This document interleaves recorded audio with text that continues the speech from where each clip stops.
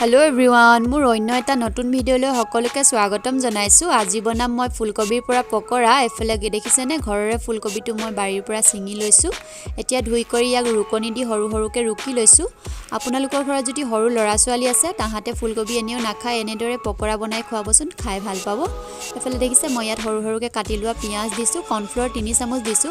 কৰ্ণফ্লোৰৰ হলনি আপোনালোকে চাউলৰ গুড়া দিব পাৰে। ইয়াত দিছো হালধি আধা চামুচ, নিমখ দিছো আধা চামুচ, ৰঙৰ গুড়া অকণমান দিছো আৰু অকণমান গৰম মছলা দিছো। এতিয়া এইখিনি ভালদৰে মিক্স কৰি লৈছো। এয়া মিক্স কৰা হৈ গৈছে। এতিয়া এটা সৰু সৰু গোল গোল ৰাউন্ড শেপ দি লৈছো।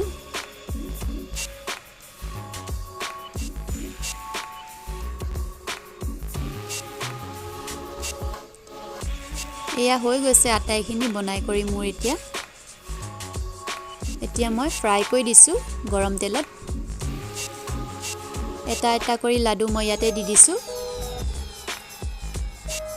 এয়া লুটিয়াই লৈছো ভালদৰে।